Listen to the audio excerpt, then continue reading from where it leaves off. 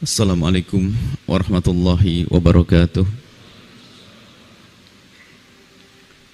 Alhamdulillah mutahhiril qulub muzakkin nufus wa salatullahi wa salamuhu ala azkan nasi nafsa wa atharihim qalbah habibina sayyidina Muhammadin wa ala alihi al-muttahharin wa ashabihi at-tayyibin wa tabi'ina lahum bi ihsanin ila yaumiddin. Allahumma ya rabbana tahhir qulubana minal kibri wa minal hikdi wal hasadi wal riya'i wal ujbi wa hubbid dunya waj'alna ya rabbana minal mutahabbina fik wa minal mutajalisina fik wa minal mutabadhilina fik wa minal mutazawirina fika innaka anta ala kulli syai'in qadir. Urzuqna ya rabbana taubata qabla al-maut wa syahadata 'inda al-maut wal jannata ba'da al-maut. Amma ba'd. Yang sangat kami cintai, kami muliakan hamba-hamba pilihan Allah ini yang akan terus kami ulang-ulang mengingatkan kepada semua bahwa kita ini dipilih oleh Allah. Dipilih oleh Allah. Sadari nikmat agung ini. Kalau Allah tidak menghendaki Anda dengan kebaikan, Allah biarkan Anda lelap dalam tidur. Allah biarkan Anda di rumah. Bahkan ada detik ini, saat ini ada hamba Allah yang seharusnya saat ini mengadu kepada Allah. Di malam-malam mulia semacam ini seharusnya beribadah kepada Allah.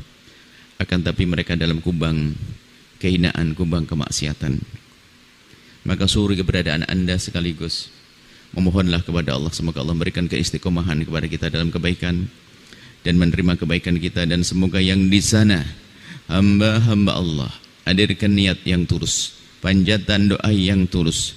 Di sana hamba-hamba Allah yang seharusnya saat-saat istimewa semacam ini mengadu kepada Allah, tapi mereka dalam kubang keinginan, semoga Allah berikan kepada mereka kesadaran, Allah ampuni mereka, dan Allah beri kesempatan suatu ketika nanti untuk bisa berkumpul seperti kita saat ini. Dan semoga Allah memberikan kepada kita ketulusan, keikhlasan dalam beramal baik. Kita lanjutkan usaha kita untuk membersihkan hati kita. Pada pertemuan yang lalu kita membahas tentang kesombongan yang menjerumuskan, kesombongan yang menghancurkan.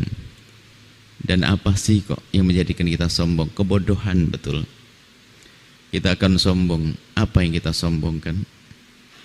Kita singgung kembali pelajaran semalam sebelum kita masuk ke bab selanjutnya. Kita dengan kucing aja kalah loh ya. Kucing seminggu tidak mandi biasa saja, masih dipeluk. Tapi kalau kita tidak mandi seminggu, siapa mau dekat? Kita setiap hari mengeluarkan sesuatu yang kotor. Di perut kita kotor. Keluar dari mulut kita hal yang kotor, dari hidung kita kotor. Mau sombong bagaimana? Kalau punya kekayaan Allah kasih, bisa dicabut sewaktu-waktu. Hingga pada akhirnya, niat yang katanya gagah, perkasa, mentang-mentang, adikang, adikung, adikuno, dengan kesewenang-wenangannya. Di saat sudah dicabut nyawanya, mau apa dia? Bangkai menggeluntung di ruang tengah. Tidak bisa berteriak, tidak bisa mengangkat tangan, tidak bisa bersuara. Kalau kita sudah sadar bahwasanya itulah kita ke depan hari, bagaimana kita akan sombong? Belum lagi kesombongan menjadikan kita tidak bahagia di akhirat nanti. Renungan kita yang semalam, ayo terus kita perbaharui di dalam pikiran dan hati kita, sehingga selamat tinggal dengan kesombongan. Yang ada setelah itu adalah mensyukuri karunia. Hei yang punya ilmu, syukuri karunia ilmu, maka ajarkan kepada orang di kiri kananmu. Kemudian jadilah Anda suri teladan, karena yang punya ilmu lebih tahu. Hei yang punya harta, jadikan harta Anda menjadi sebab Anda mulia. Berbagi, berbuatlah baik dengan harta Anda. Yang punya tahta, Hei yang punya tahta, hei yang punya tahta, hei yang punya tahta, hei yang punya tahta, wahai hamba yang punya tahta,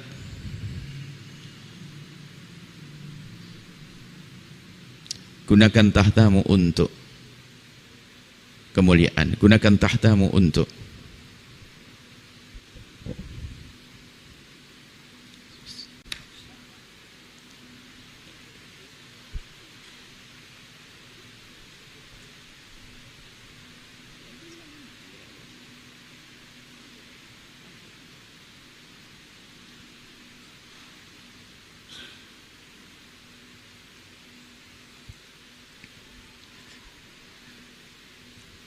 wahai yang punya tahta,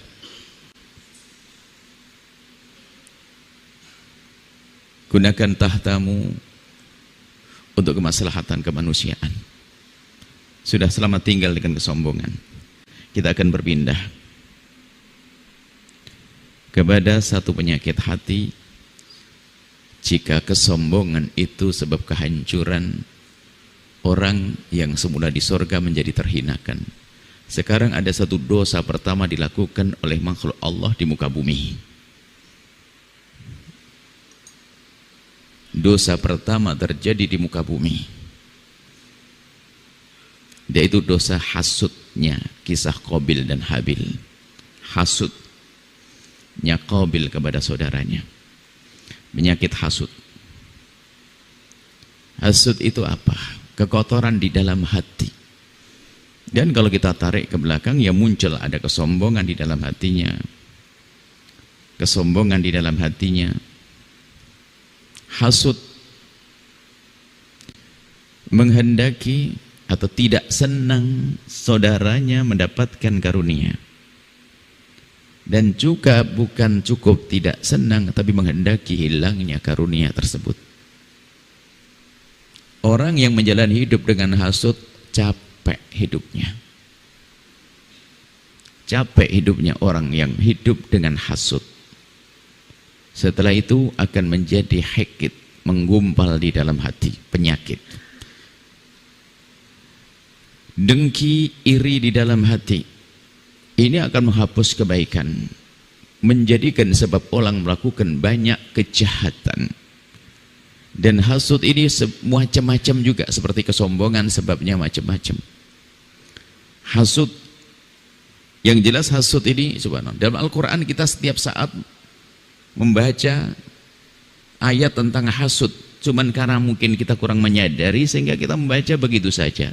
Siapa yang tidak hafal surat yang bunyi min syarri hasidin idza hasad? Ayo, kita minta perlindungan dari Allah dari hasudnya sang penghasut.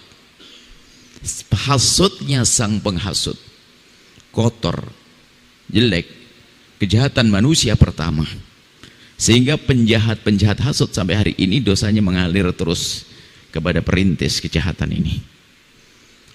Dan ini merusak. Saudara seperti bukan saudara, saudara menjadi seperti bukan saudara, saudara seperti musuh hasud. Aneh rebutan waris, hasud di dalam hatinya. Bahkan orang alim pun bukan seperti orang alim.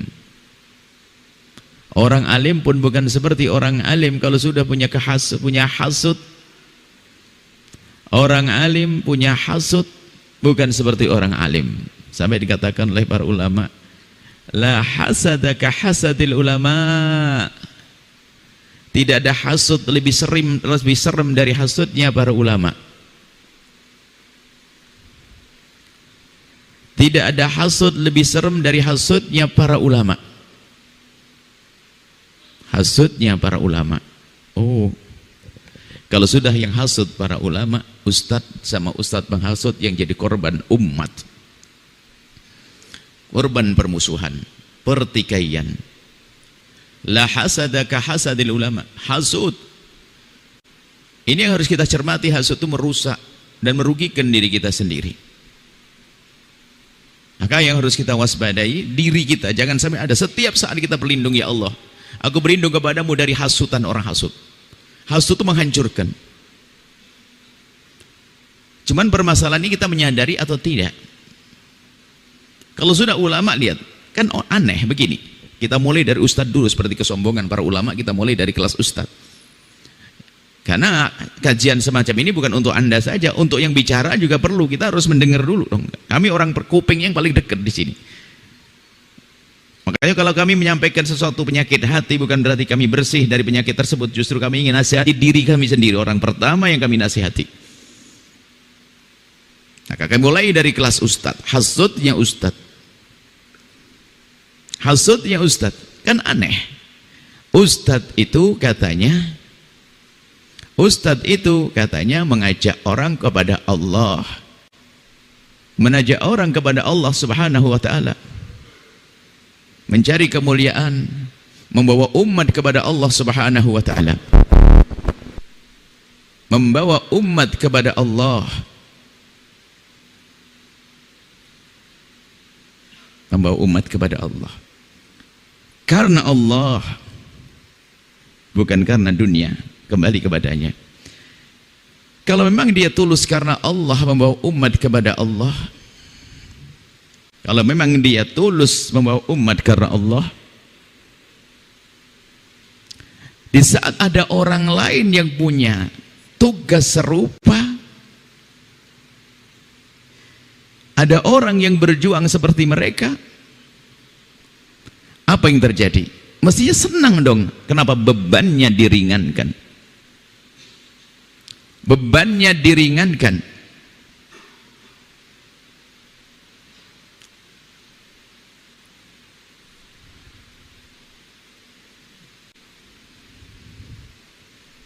Kenapa? Bismillah, langsung buka.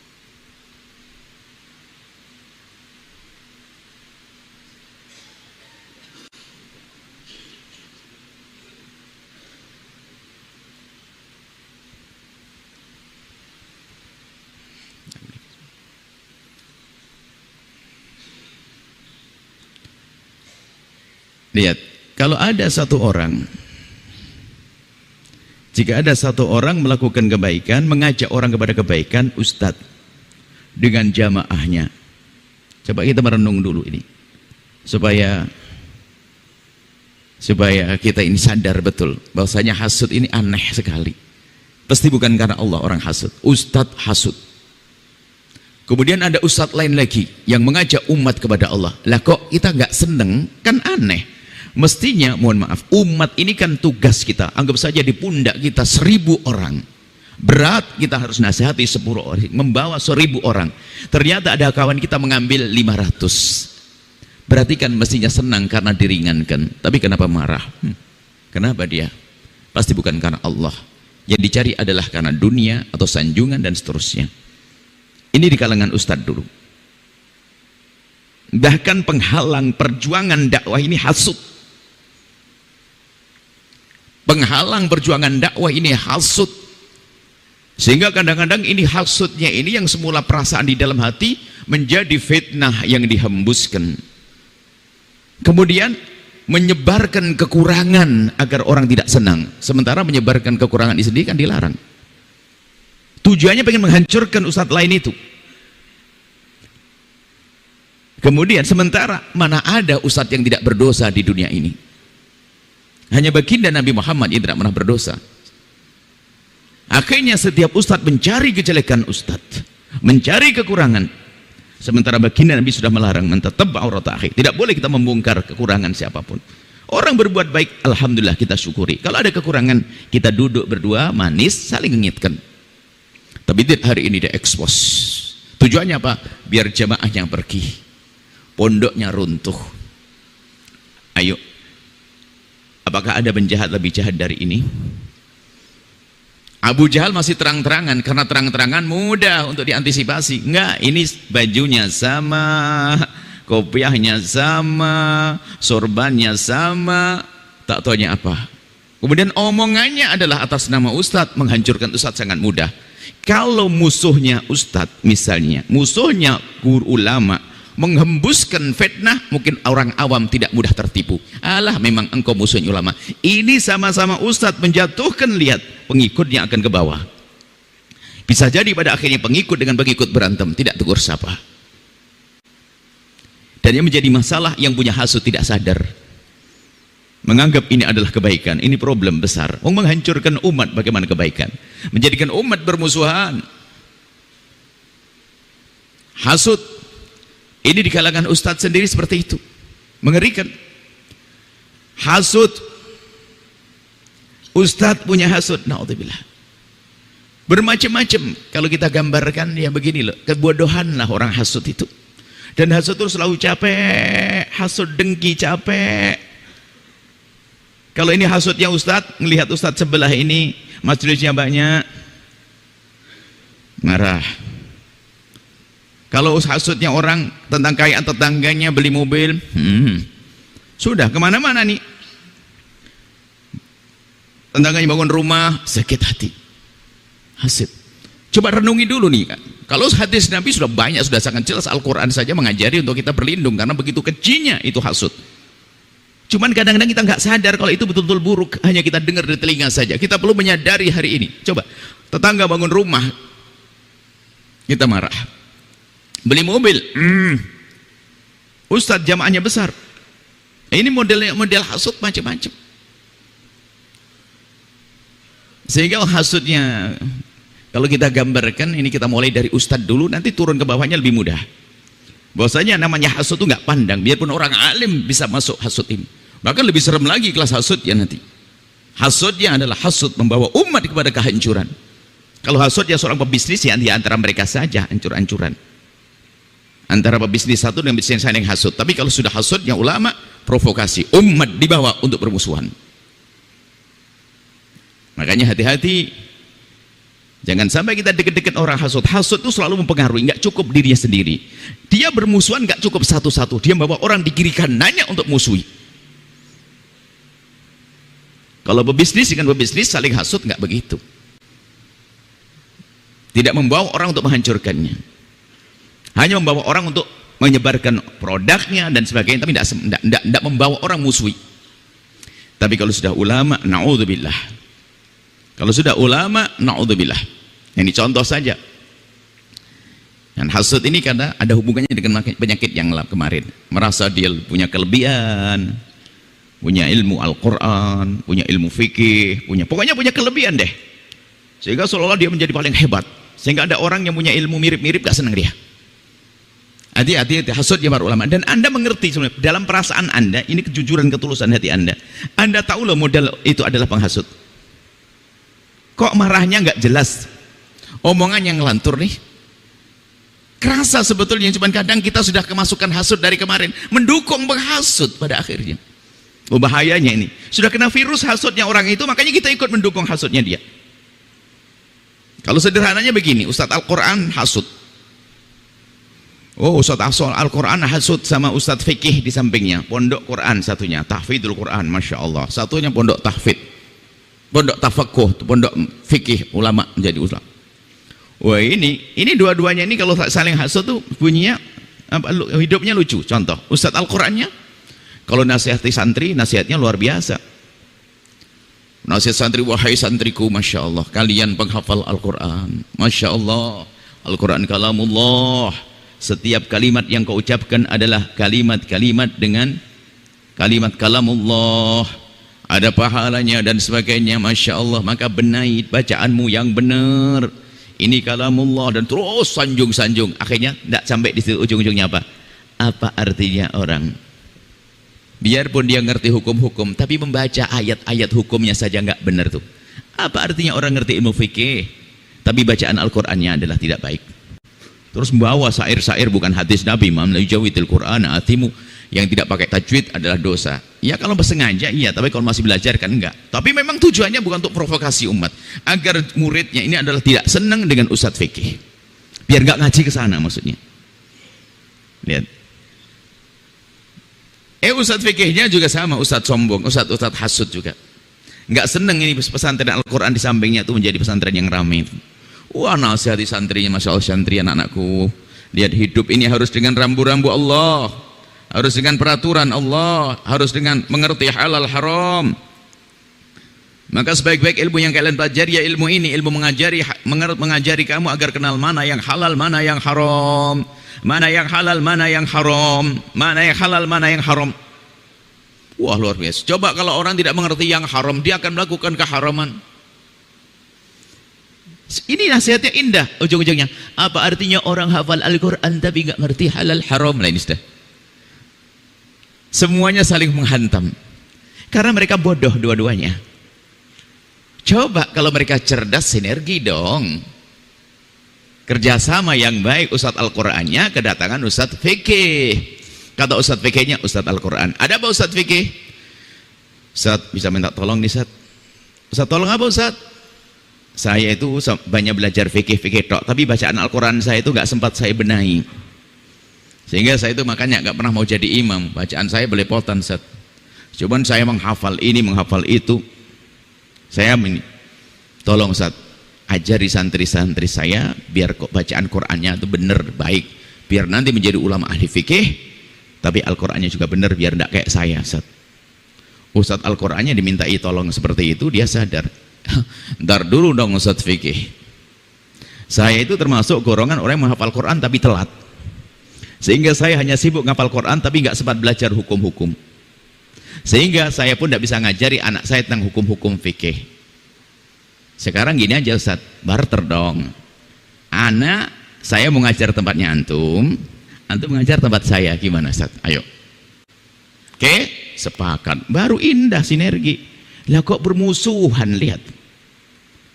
Ada Ustaz mengadakan majelis hari ini, dilarang hari ini majelis itu. Ada apa ini semuanya? Kenapa kamu ngadain majelis juga di sini? Kenapa kamu ini semuanya? Ada larangan-larangan. Kenapa kamu dakwah kalau wilayah ini? Ini kan kaplingan saya, ini kaplingan kayak jualan tanah. Wah, ini di kalangan para asatid model macam-macam ini. Ini kan wilayah saya. Itu kan jamaah saya itu. Itu kan donatur saya. Sampaikan para ustadz kepada orang-orang yang meributkan donatur, ambil donatur saya. Allah akan kirim donatur yang lainnya. Donatur itu kan sebenarnya kan mitra. Orang kaya yang bekerja sama dengan ustadz untuk menuju surga. Sehingga antara ustadz sama orang kaya yang bekerja sama itu saling menguntungkan. Ustadznya dakwahnya semakin laju dengan orang kayanya hartanya selamat karena ustadz. Mana yang lebih unggul? Sama-sama unggul. Mereka tuh mitra, mereka adalah kawan baik. Akhirnya jadi bahan rebutan di sini. Loh, ini ada model, kita mulai dari kelas ustadz dulu. Maka hari ini Anda harus cerdas di mana Anda belajar. Dan hasud ini halus. Kalau Anda punya, naudzubillah, kalau suami biasa menghasut ke bawah istrinya, mau tidak mau, istri ke bawah. Karena dalam omongan, itu Ustaz itu begini. Pertama biasa, begini. Oh iya ya, oh iya. Akhirnya mengiyakan, naudzubillah. Maka kita rubah hari ini. Hasud kita ganti dengan panjatan doa. Hasud kita ganti dengan motivasi. Kalau Anda mulai marah dengan tetangga, ini jeleknya, ini dari hasud ilmu, hasud dunia. Tetangganya kaya tidak senang. Ini macam-macam modelnya, mohon maaf. Bentuk hasud itu ada dari masa ke masa, cuman kadang tidak sadar. Tetangganya kaya, Masya Allah, oh bangun rumah dan sebagainya. Biasanya bagaimana? Yang hasud gak senang. Kalau ngelihat rumahnya itu sudah mukanya gak senyum. Wah, macam-macam fitnah disembuskan. Iya, maklum, pejabat sambil bahasanya, pejabat hari ini mana ada yang benar. Akhirnya suudon sama pejabat semuanya. Pejabat memang dia baru jadi pejabat, kemudian pangkatnya malah tinggi, bangun rumah. Padahal bangun rumah belum tentu dari gajinya, bisa saja memang dia punya warisan atau punya bisnis. Tapi hasud ini mencari alasan yang tidak jelas, suudon dia. Lihat, ala pejabat makanya bangun rumah. Tuh kan, besok beli mobil, bener kan? Mana mungkin gajinya seberapa sih? Gajinya cuma 20 juta. Ini bangun rumah miliaran. Halah, nggak mungkin, kecuali korupsi. Waduh, di musola ini sambil habis tahajudan itu. Habis tahajudan ngeriung begini dipikir tadarus Quran, enggak, ngomongin tetangga. Itu ibu-ibu sambil masakin suaminya yang lagi puasa juga itu. Menghasut. Lihat ini begitulah hasud. Itu yang pejabat. Nanti enggak ada tetangganya bangun rumah, beli mobil. Tapi bukan pejabat bingung ini gimana. Wah, kok dapat duit dia? Dia mencari-cari alasan. Kalau zaman dulu tuh ada, sekarang sudah hampir tidak lihat. Zaman dulu kalau udah orang hasut kepada orang lain tuh, cara menghasutnya itu adalah juga menfitnah. Kalau sudah bukan pejabat dan seterusnya, fitnah gimana? Alah, paling punya tuyul dia. Tuyul dituduh jin. Punya blorong kayak macam-macam lah. Maka di kampung Anda bukan pernah dengar Anda orang punya tuyul, itu orang hasut yang ngomong. Punya tuyul. Kalau memang tuyul-tuyul begitu nih bisa dibeli, kayaknya orang-orang kaya yang jahat tuh nggak usah pakai bisnis deh, beli aja tuyul sebanyak-banyaknya bisa nyuri banyak. Ngapain harus pakai rampokan? Nah ini loh macam-macam, lihat hasut itu mengerikan, lihat sama saudara punya jelek semuanya. Maka ayo kita hentikan. Bagaimana caranya? Anda rubah al-ihsan wal hasad la yajtami'an. Berbuat baik dengan kedengkianmu tidak akan bisa bertemu. Kalau Anda mulai hasut sama orang, tumpangi dengan kebaikan. Kalau Anda seorang ustadz, kasih motivasi orang itu, kasih bantuan. Ya Allah, bangun pondok dan mulai makmur lebih gede dari pondok saya, tenang aja. Para jamaah, bismillah. Insya Allah kita akan ngumpulin dana, bantu ustadz itu. Waduh, cakep nih. Beres langsung, roll habis tuh. Kalau Anda hasut sama tetangga, baru beli mobil, Anda sesek dada. Masya Allah, datang, Assalamualaikum, Masya Allah, Waji kayaknya belum ada garasi mobilnya ya. Rumah saya masih kosong, bisa dipakai itu garasinya, enak. Kuncinya aman tuh, masuknya parkir juga enak ya, bismillah. Oh, nah gitu, Masya Allah. Begitu, ihsan, berbuat baiklah. Dan jangan dibiarkan hasut terus berkembang.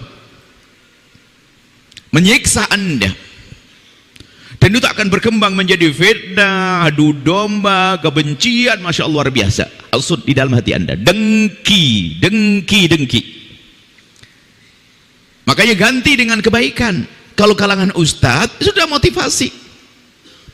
Atau ya sudah diumumkan, asalkan akidahnya benar, kasih tahu, para jamaah, hadirlah ke majelis tersebut. Atau panggil ini ustadz muda. Ustadz muda mau nongol nih, yang tua ini, tua hasut nih, ruwet nih. Sehingga dalam dunia dakwah itu kami sampaikan dalam motivasi dakwah, kendala dakwah yang paling dahsyat adalah hasut. Jika ada yang nongol dibendung sama yang lainnya. Oh, dalam dunia dakwah. Mungkin yang tidak masuk dunia dakwah biasa-biasa nggak menemukan, tapi dalam dunia dakwah tuh serem banget, lihat. Ada ustadz mau nongol dibendung sama yang lainnya. Pokoknya biar tenggelam, biar dia saja yang jadi Fir'aun. Pokoknya dia saja yang paling unggul. Nggak boleh yang lain unggul. Akan tapi coba kalau kita rubah, dia potensi, bekerja sama jadi satu, apa yang terjadi? Kekuatan dahsyat, dakwah mudah tersebar. Tapi sekarang hasud, dan hasud itu gak sadar, naudzubillah. Cuman hasud ini ada hubungannya dengan penyakit kemarin. Yang mudah hasud memang karena mulai dari kesombongan. Dia merasa mungkin lebih senior, pendidikannya luar negeri. Waduh, luar negeri kok gak laku loh bahasa dasarnya, bahasa dagangnya. Kalah sama ustadz lokal. Nanti dalam ceramahnya pendidikan harus luar negeri. Alah, luar negeri. Belajar di mana saja misalnya. Cuman menjadikan sebab sombong dia. Wah, ini mah lokal dia. Pengalamannya belum ada. Kurang piknik bahasanya. Alah, lokal ini. Kurang ini. Subhanallah, apa itu subhannya? Naudzubillah. Lah ini penyakit ini akan ada, maka ayo waspada. Sekarang apa? Macam-macam bentuk hasudnya, tidak ngerti kita. Dengan saudara hasud, Qabil hasud sama Habil sampai membunuh, dan itu betul, sampai membunuh. Dalam bahasa sekarang membunuh tidak rela matinya, rela hancurnya. Itu kan membunuh, lebih dari membunuh itu. Mati pun kukurin dia. Sehingga muncullah, jika itu hasud di dalam keluarga, berebutan waris. Tidak ada henti-hentinya. Padahal itu anak bapaknya. Lihat. Kalau sudah ada berebut waris, yang merasa pernah merebut waris saudaranya, ada kekotoran hatimu dengan saudaramu, mestinya kan berbuat baik kepada saudara, sekarang malah mengambil kebaikannya. Bukankah ini penjahat yang sesungguhnya? Wong yang dimusuhi bukan tanggung-tanggung, bukan orang di luar pagar sana, bukan orang jauh di sana, bukan yang membuat keonaran di tengah pasar. Yang dimusuhi adalah saudaranya sendiri. Penjahat halus, pakai kopiah putih dia. Makanya dalam perebutan waris ini tidak jaminan kalau orang itu paling bodoh, biasanya yang paling pinter dia. Yang merebut waris itu adalah orang paling pinter, paling ustadz di keluarganya, dan dia juga yang paling hasut dengan ustadz yang lain, nggak bisa akur dengan yang lainnya. Yang paling ibadahnya kuat, karena dia tertipu tuanya, ibadahnya menjadi seperti iblis sombong, sehingga nggak mau diungguli orang lain, maka muncul setiap ada orang mau nongol dia tidak senang, hasut.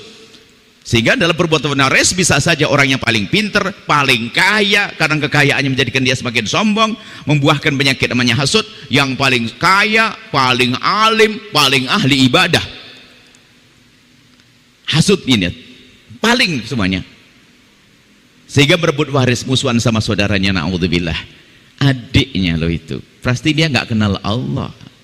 Lah kok adiknya dimusuhi, diambil hartanya, abangnya diambil hartanya. Lihat, sederhananya begini loh, logikanya begini. Adiknya sayang bapaknya sama ibunya saja digiles, apalagi orang lain. Kalau orang lain hanya belum sempat aja. Makanya Anda jangan duduk dengan orang yang seperti itu, orang hasut sama saudaranya sendiri.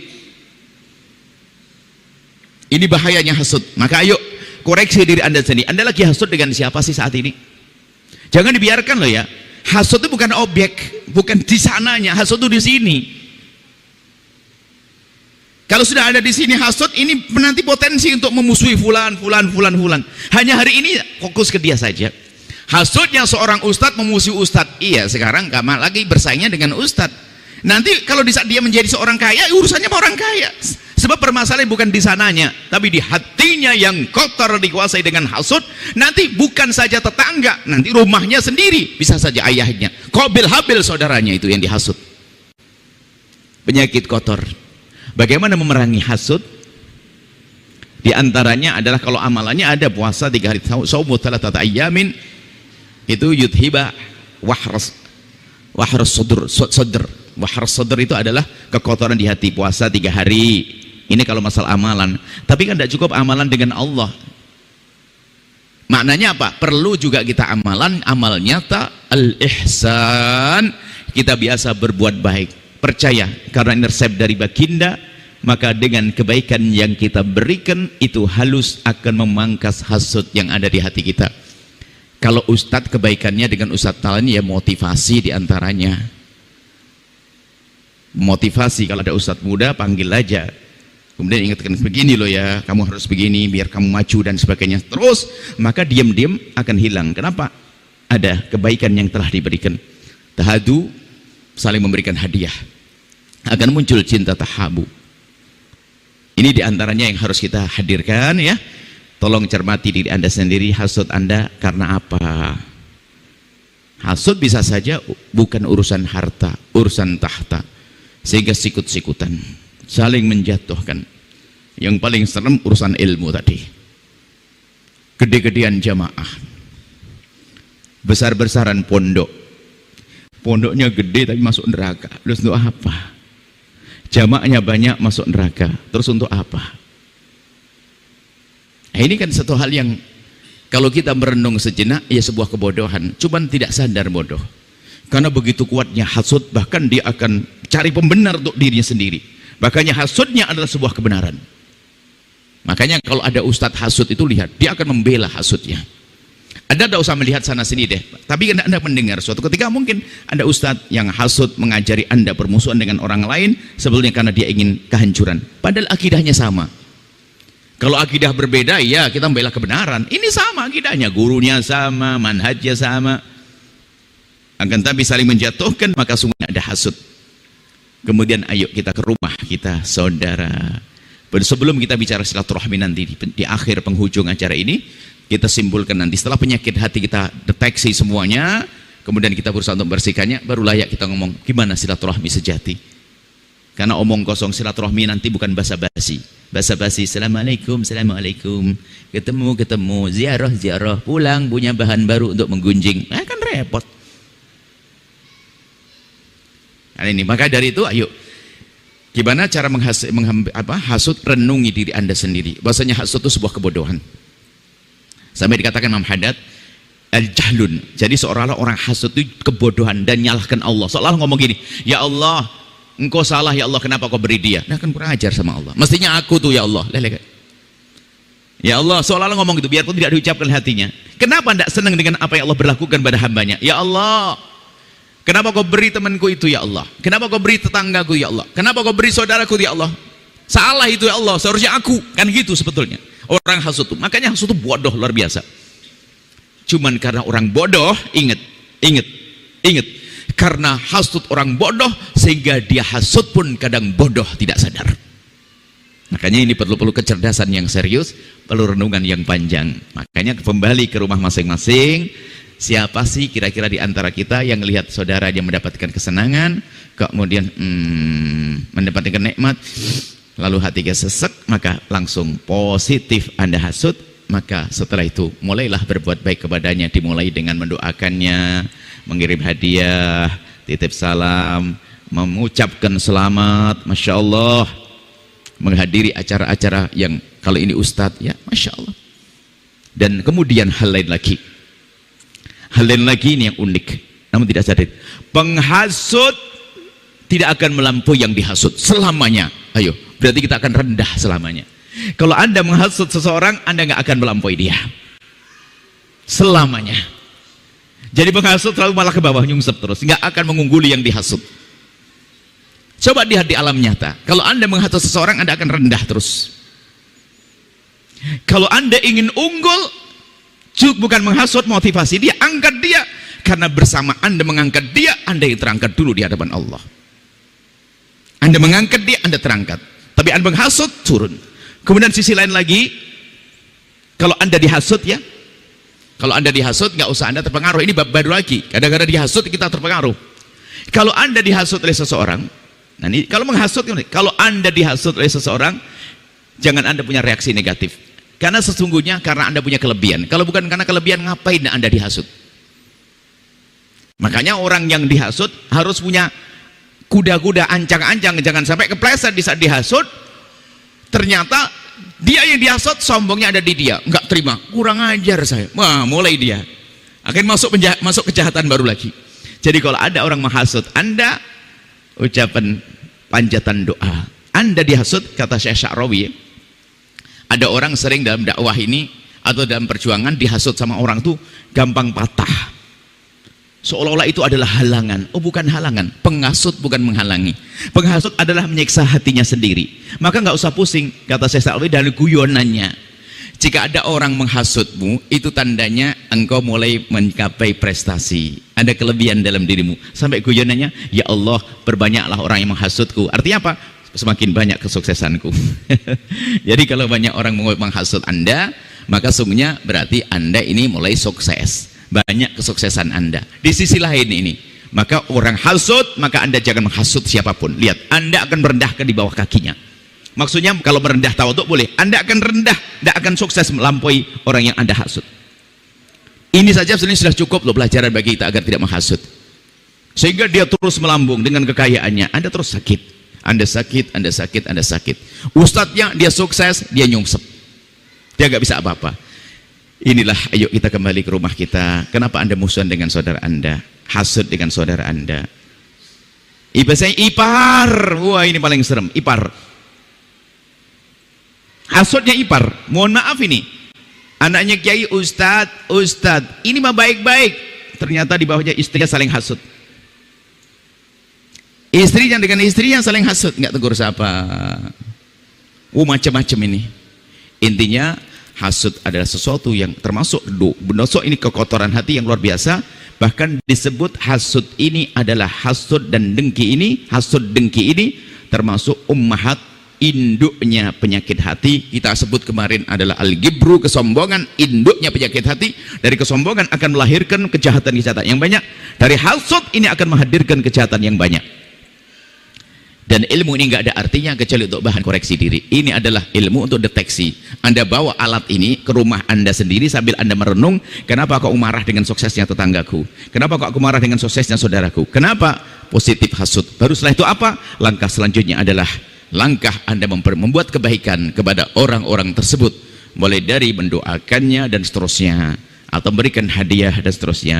Cuman kalau amalan-amalan tadi, puasa dalam sebulan 3 hari, sabda Nabi SAW, puasa bismillah diniati ya, puasa sunnah yang diajarkan Nabi, apakah puasa putih atau Anda ambil puasa Senin Kamis dalam sebulan itu 3 kali sebulan, itu akan menghapus yudhibu, akan menghilangkan wahra, kotoran di dalam hati yang namanya dengki dan hasud tadi. Masya Allah. Ini saja, semoga Allah membersihkan hati kita. Kita lanjutkan pada pertemuan yang akan datang. Wallahu a'lam bishawab.